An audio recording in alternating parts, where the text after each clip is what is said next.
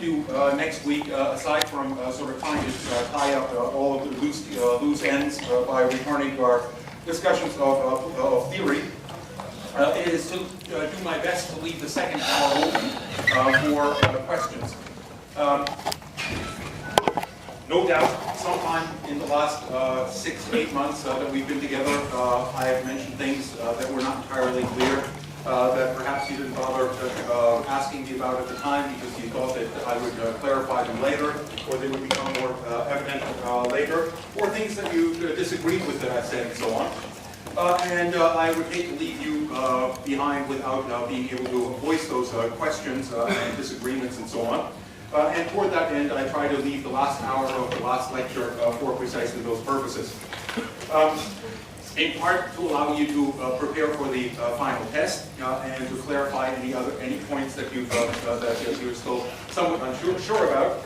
And in part, quite independently of the test, to answer any other questions that you may have relating to the class and the material that we covered.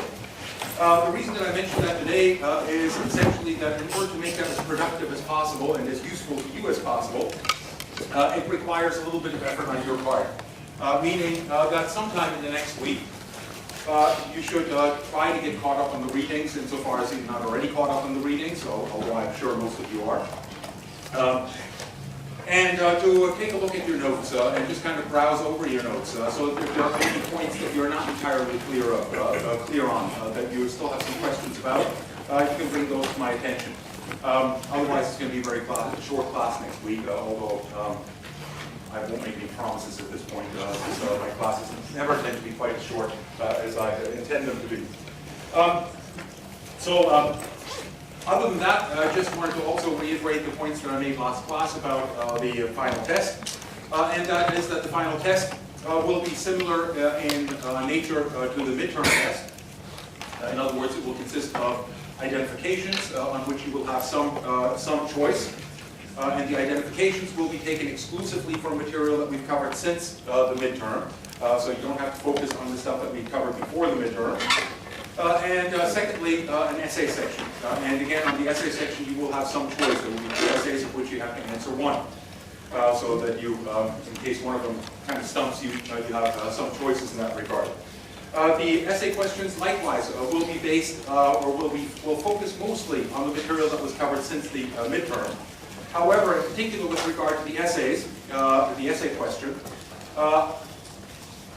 doing so is a little bit more difficult insofar as that the themes that we covered this term overlap with those that we covered last term. And so, to some extent, while I don't suggest that you spend a great deal of time restudying all the material from last term, I would suggest that you should probably do at least somewhat of a review of it, so that insofar as some of that material is relevant to how you want to answer the essay questions, you can include those kinds of things in your answers. I think that's all I have to say in regard to more organizational aspects of the course. So let me quickly see if there's any quick questions or comments about any of that or anything else related to the class before I try to pick up where we left off last class. Nothing? Everything's crystal clear? I'm glad to see that. I always like that. So let me try to pick up where we left off last class. Last class, you might recall, we began to speak about the global environment and its implications for global politics. And in that regard, I'm going to get to that, I haven't forgotten. I will put up the notes in a second. And in that regard, I pointed to the readings in your reading list and in your textbook, which deals fairly well with the challenges that the global environmental crisis and the global environment poses to policymakers today. And in doing so, focuses fairly extensively on the connections between conflict over global environmental issues and the kinds of issues that we suggested, or the kinds of tools that we started to explore last term, regarding conflict resolution. How conflicts can be resolved, in particular, how things like free rider problems can be resolved in the global environment. The relevance of that should be fairly clear. the global environment, in particular the climate or the atmosphere, is a global commons that everyone uses and everyone benefits from.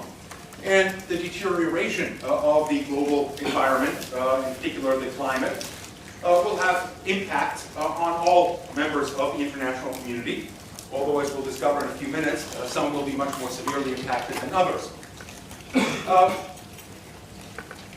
The upshot of it is that while some may benefit more from dealing with the crisis than others, or sort of effectively curtailing greenhouse gases and things along those lines, everyone will benefit. But everyone will benefit even if they don't themselves make any contribution to those efforts. Meaning that those that will benefit most will be those that make no contribution to cutting back greenhouse gases and merely reap the benefits of a stable climate. While those that make the greatest effort in terms of curtailing their own greenhouse emissions or spending a great deal of money on mitigation technologies and so on and so forth, will certainly also gain some of those benefits, but they will pay a much steeper cost for them. And that means that essentially everyone has a strong interest in being a free rider. And one of the key problems, whether you're dealing with the climate crisis, whether you're dealing with other commons issues like the deterioration of fisheries and so on, is that we have to be able to overcome these free rider problems. We have to be able to impose a kind of a system for dealing with these collective problems that spreads the costs evenly and thus avoids the costs of mitigation evenly, and thus allows us all to benefit from a better environment. I'll talk a little bit more about that as we move forward. Suffice it to say, however, that I think it is inadequate in providing us an overall understanding of the depth of the crisis that the environmental problems on the planet confront us with. Essentially, and this is the point that I'll try to make over the next 45 minutes or so, even if we do develop institutions to limit fishing to levels that are sustainable, even if we do manage to limit carbon dioxide production and various other greenhouse gases to levels that stabilize the climate, what we will have done in doing that, and these are tremendous problems that are not going to be easy to accomplish, what we will have in that case done is dealt with the symptoms of the problem of environmental deterioration. But we will not have gotten to the root causes of them, of why we are in this position to begin with. And in order to get to the root causes, I think that we require somewhat of a deeper understanding of the sources of that problem and how they've affected different regions of the world differently, and the implications for different regions of the world for this. Now, toward that end, I believe I finished off our discussion last week, first by talking a little bit about the UN's eco-assessment report and the dire warnings it contained, talking about population growth and the problems that it likely will bring, or the extent to which it will exacerbate these kinds of problems. But then we started talking a little bit about the sources of environmental stress. And in that context, I mentioned what has, in the field of industrial ecology, been called the master equation. The master equation. The master equation, I argued, is essentially the equation that the impact that human societies have on the environment is equal to three factors: population times consumption times technology. And the first two of those are fairly obvious. The bigger the population, the greater the impact on the environment. And that's the case regardless of whether you're talking about humans or antelopes or any other species on the planet. Even antelopes are capable of overgrazing an area and undermining the ability of that area to sustain their life and thus bringing about famines and so on and so forth. So that's not rocket science. The second is consumption. And again, that's not particularly problematic in terms of understanding that. The more we as individuals consume, the greater the impact that this is likely to have on the natural environment. The problem with both of these, however, is that while it's easy to recognize why these factors are important, it's much more difficult to do something about them. And in regard to population, populations are still rising. And while they are in the process of falling in certain regions of the planet, such as Western Europe most notably, in many of the countries of the developing world in particular, populations are still rising rather rapidly. And how do we do something about that? Well, it's easier said than done. Economists have begun talking about something called, in very different context, a Kuznets curve.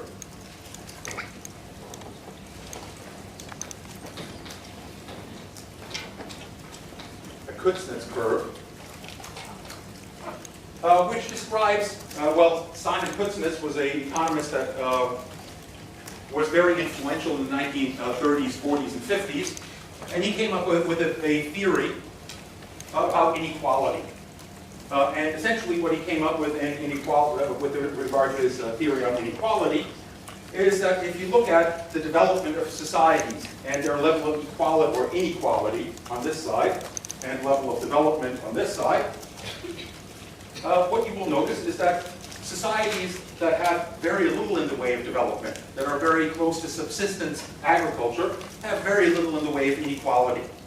Whereas societies, as they start to industrialize, start to increase their inequality drastically. And as they become more wealthy, that eventually starts to taper down and turn downward.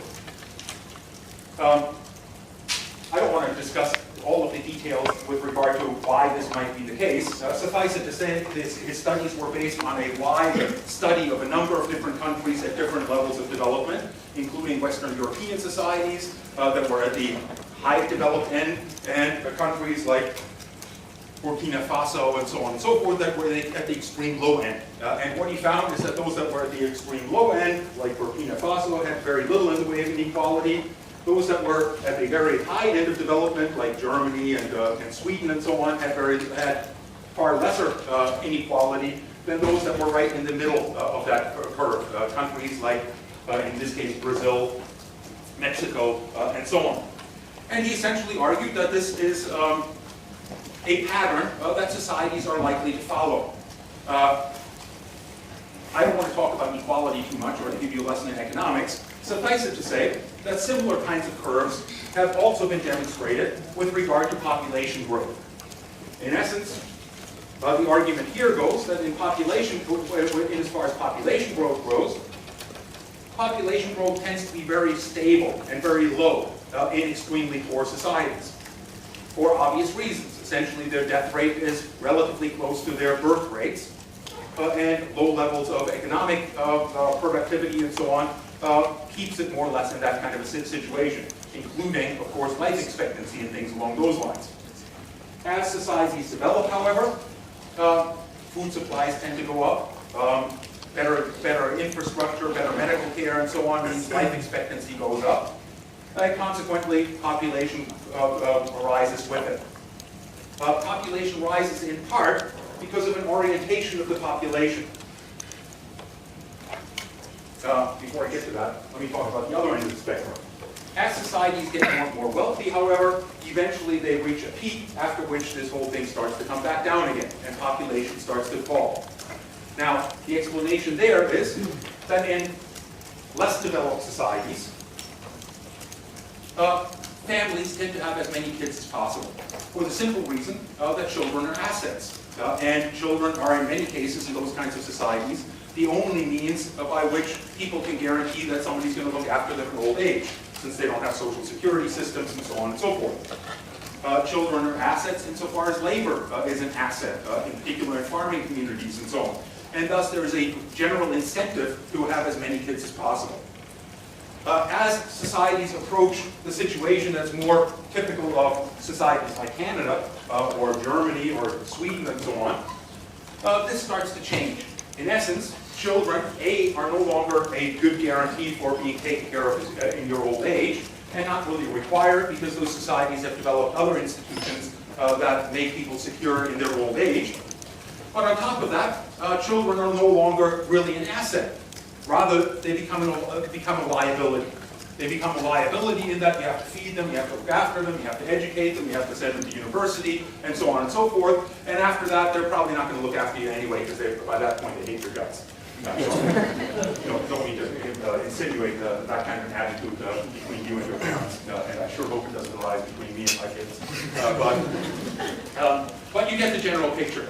In essence, therefore, societies go through a phase of rapid population growth and eventually a decline of that population growth. And therefore, one suggestion is that the best means of dealing with population growth, of limiting populations, is to push them along this process as quickly as possible, for them to develop as quickly as possible so that they get to this part where population growth automatically declines. Whether they actually ever get there, or whether this is accurate, or whether this is likely to have a fast enough effect in limiting population growth to make human populations sustainable in the 21st century is very much an open question. In regard to population growth, the only society that has really been able to take effective measures to diminish population growth extensively has been China. And China has done so through the single-child policy that has slowed down its population growth, but has had in the process some unintended consequences, which may not necessarily recommend that policy to other regions of the world. Meaning that, for whatever reason, in Chinese culture, male children are more valued than their female counterparts. And thus, I don't know the exact figures, but they're in the many millions of missing girl children, meaning that there are a lot more male children born in China than female children.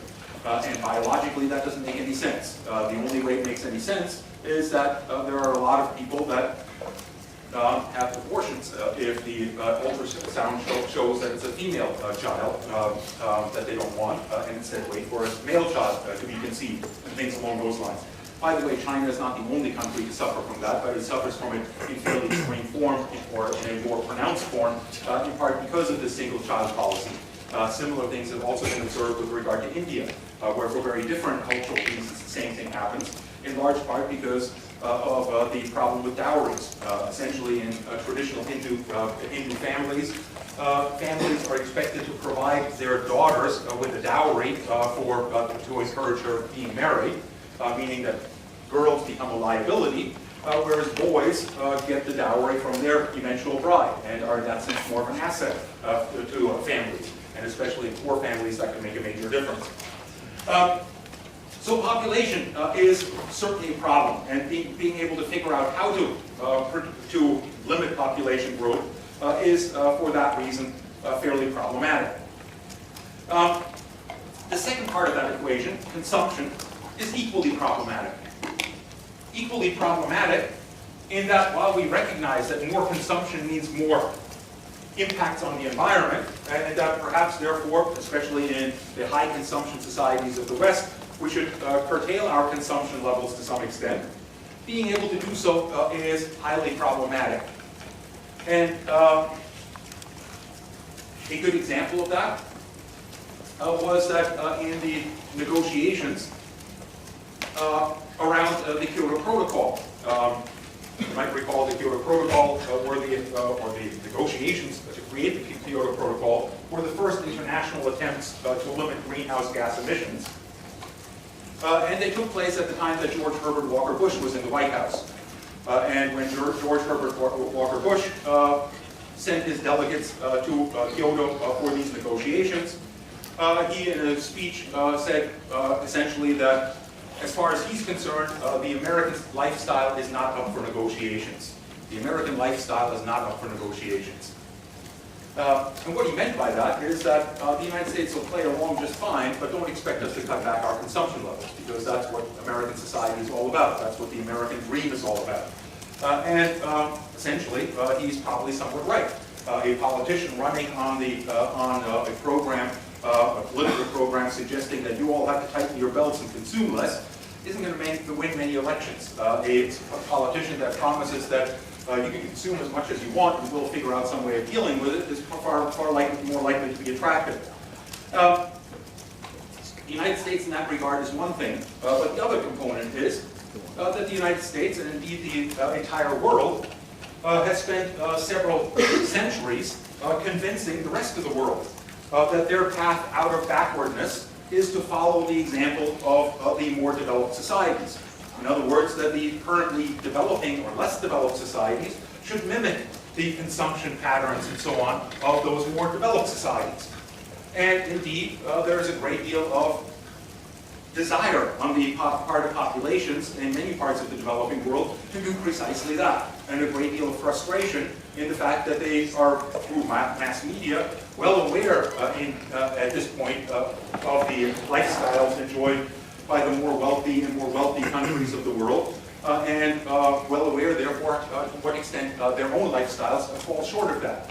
They, in other words, have the ambitions to duplicate our lifestyles. And who are we to deny them that, since we ourselves enjoy those lifestyles? Meaning that curtailing consumption is not necessarily going to be easy either. What gives us some hope in that regard is the third factor, which is technology. And as I tried to illustrate in using the example cited by Barry Commoner last class, technology may well be the lion's share of the problem. In that his experiment, wasn't really an experiment, his study of the effects of population, consumption, and technology on the levels of pollutants in the United States economy came to the conclusion that of the 800% increase in pollution levels between 1945 and 1975 in the United States, the vast lion's share, probably close to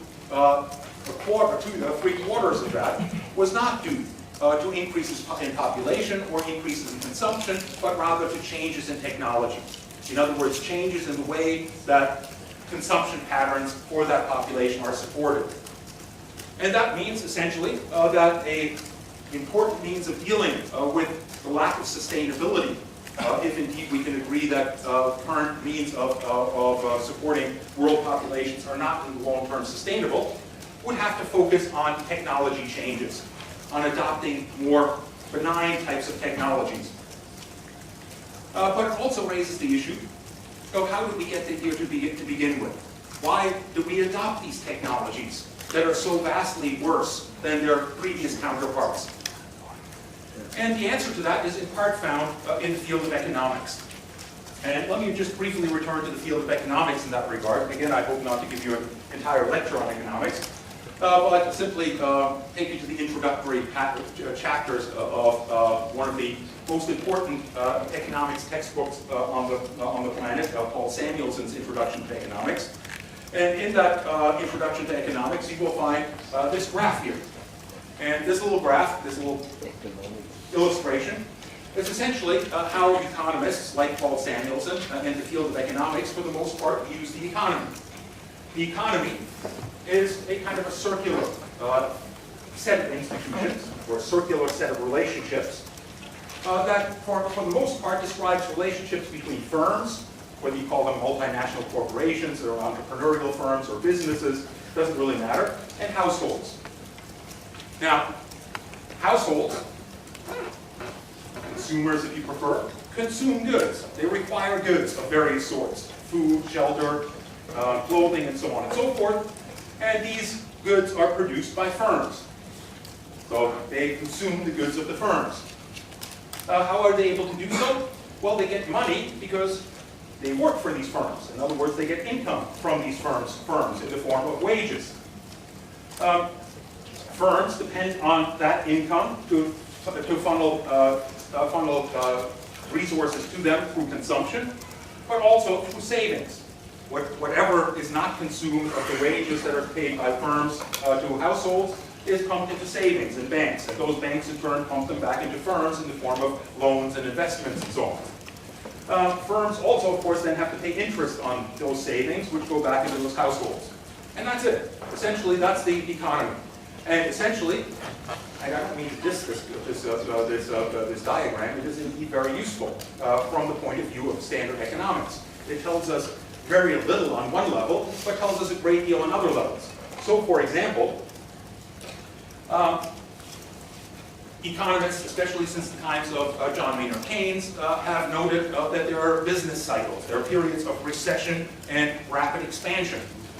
In periods of recession, usually firms have a hard time making profits and therefore cut back on hiring people from households, and that households then have less money to consume, and therefore firms again have less money to spend, and so on and so forth. So it tells us essentially, well, what do we need to do in that kind of a situation?